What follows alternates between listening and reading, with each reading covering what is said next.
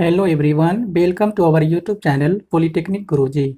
आज की इस वीडियो में हम लोग प्रीवियस ईयर क्वेश्चन 2018 के प्रश्न पत्र में केमिस्ट्री के प्रथम 15 सवाल को हल करेंगे। तो चलिए करते हैं शुरू।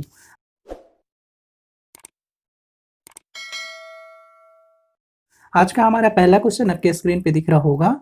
कौन सा एक द्रव पदार्थ है? ऑप्शन आपका दिया हुआ है iodine, option B sulphur, option C phosphorus, option D bromine.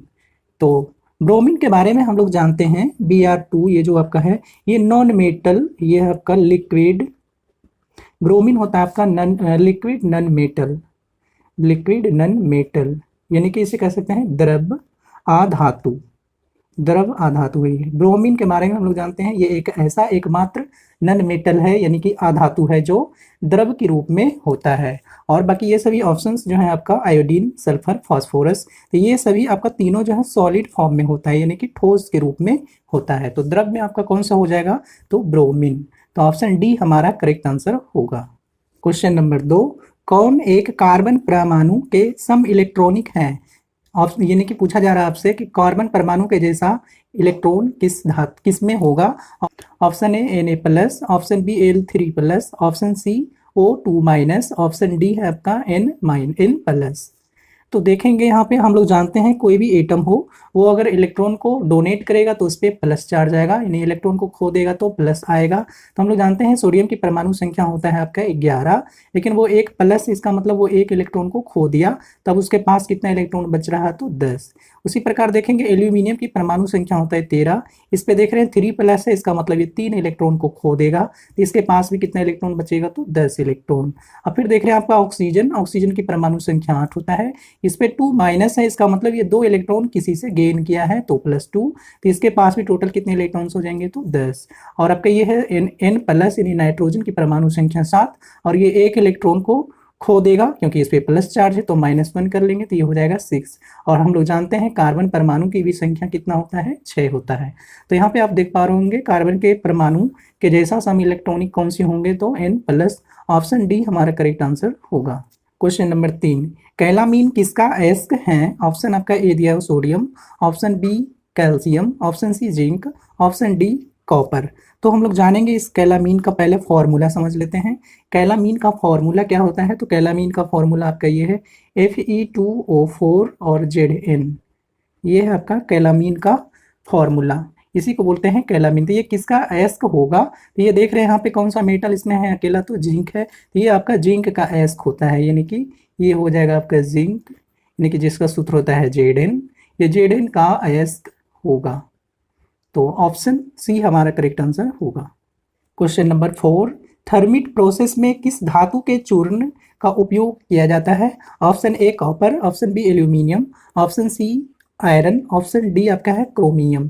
तो थर्मिट प्रोसेस में एक थर्मिट मिक्सचर लेते हैं हम लोग, थर्मिट मिक्सचर जो कि फ्लक्स के रूप में यूज करते हैं इसको वेल्डिंग के प्रोसेस के टाइम पे। तो थर्मिक मिक्सचर ये किस चीज़ का मिक्सचर है? ये मिक्सचर होता है आपका Fe2O3+, यानी कि आयरन का ऑक्साइड कहेंगे इसे, और प्लस हो जाता है आपका एल्यूमिनियम का पाउडर होता है, एल्यूमिनियम का पाउडर। तब यहाँ पे और ये भी क्वेश्चन कभी कभी एग्जाम में पूछा जाता है कि थर्मिट मिक्सचर में किस किस चीज़ का मिश्रण होता है? तो आयरन का ऑक्साइड प्लस एल्यूमिनियम का चूर्ण जिसे कहेंगे पाउडर। और ये किस रेशियो में होता है? कभी कभी एग्जाम में रेशियो भी पूछा गया है, तो रेशियो बोलेंगे 3:1, 3 भाग होगा आपका आयरन का ऑक्साइड और 1 भाग होगा एल्यूमिनियम का पाउडर। तब यहाँ पे देख रहे हैं कौन सी मेटल का पाउडर यूज हो रहा है चूर्ण? तो एल्यूमिनियम का। तो ऑप्शन बी हमारा करेक्ट आंसर होगा।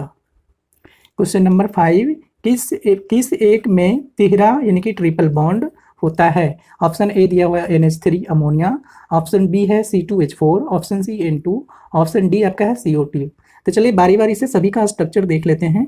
तो NH3 का स्ट्रक्चर आपका ये होता है, एक नाइट्रोजन और इसके साथ 3 हाइड्रोजन सिंगल बॉन्ड के साथ बॉन्डेड होगा। और C2H4 का देखेंगे तो ये 2 कार्बन के बीच डबल बॉन्ड होगा और 2 हाइड्रोजन आपका इधर और लेफ्ट साइड में भी 2 हाइड्रोजन, ये C2H4 ये है आपका C2H4 का स्ट्रक्चर। उसके बाद फिर देखते हैं N2 का स्ट्रक्चर। तो N2 यानी कि नाइट्रोजन का 2 पर एटम होगा और ये ट्रिपल बॉन्ड के साथ बॉन्डेड होता है। CO2 का स्ट्रक्चर देखें तो CO2 का स्ट्रक्चर होता है ये आपका कार्बन बीच में, और इधर हो जाएगा आपका डबल बॉन्ड के साथ ऑक्सीजन, और ये भी डबल बॉन्ड के साथ ऑक्सीजन होता है। तो सभी का स्ट्रक्चर में हम लोग देख पा रहे हैं। ट्रिपल बॉन्ड आपसे पूछा गया है किसमें है, तो ट्रिपल बॉन्ड आप देख रहे होंगे सिर्फ और सिर्फ N2 में है, बाकी ये सभी में डबल बॉन्ड है। तो ऑप्शन सी हमारा सही उत्तर होगा।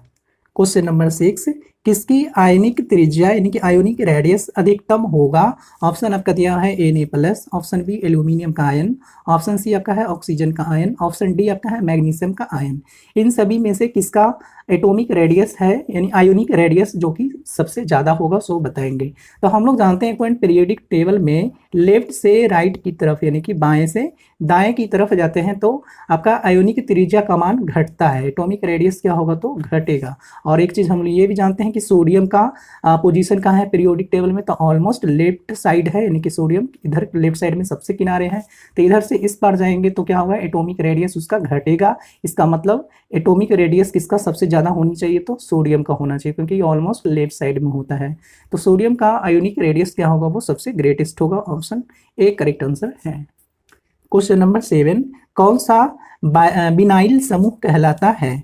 तो ये देखिए आपका बिनाइल ग्रुप। तो बिनाइल ग्रुप का स्ट्रक्चर देख लेते हैं। ये एक फंक्शनल ग्रुप है जिसे हिंदी में क्रियात्मक समूह भी कहते हैं, और ये होता है आपका CH2 और डबल बॉन्ड होगा कार्बन के साथ, और यहाँ पे एक हाइड्रोजन के साथ ये सिंगल बॉन्ड इधर ओपन रहेगा।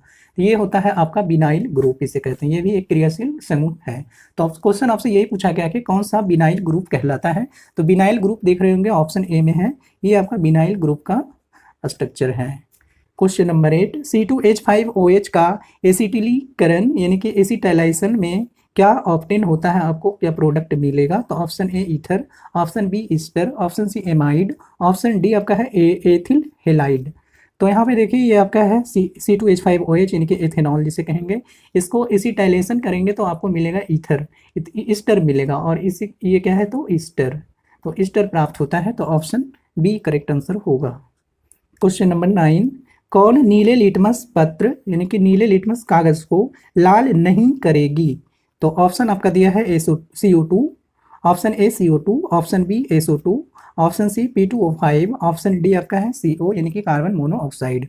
तो हम लोग जानते हैं अम्ल का काम है, अम्ल क्या करता है, तो अम्ल जो है नीला लिटमस पत्र को लाल कर देता है।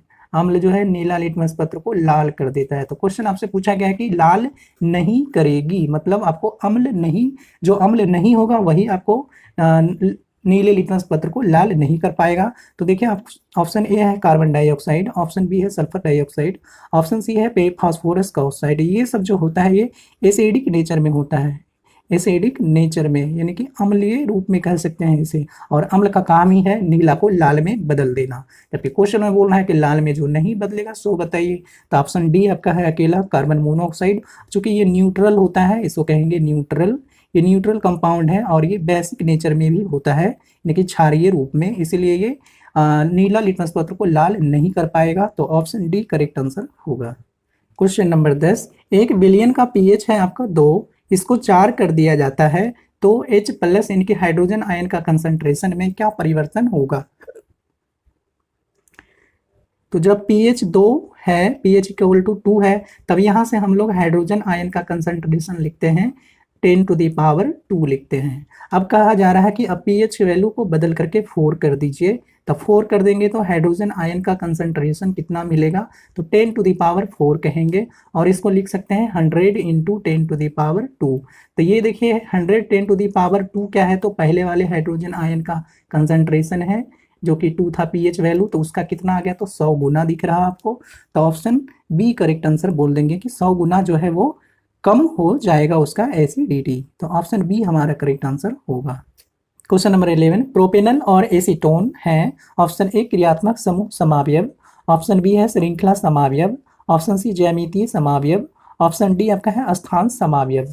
तो सबसे पहले प्रोपेनल और एसीटोन दोनों का स्ट्रक्चर देखते हैं। प्रोपेनल का मतलब हो गया ये अल्डिहाइड ग्रुप का कंपाउंड है, तो अल्डिहाइड प्रोपेनॉल है तो 3 कार्बन का अल्डिहाइड बनाएंगे, C 3 हाइड्रोजन, फिर एक कार्बन 2 हाइड्रोजन इसके साथ, और एल्डिहाइड का चूंकि जानते हैं फंक्शनल ग्रुप क्या होता है तो CHO होता है। तो ये आपके एक ऑक्सीजन डबल बॉन्ड के साथ होगा, तब यहाँ पे एक सिंगल हाइड्रोजन आएगा तो फिर कार्बन का 4 बॉन्ड कंप्लीट हो जाएगा।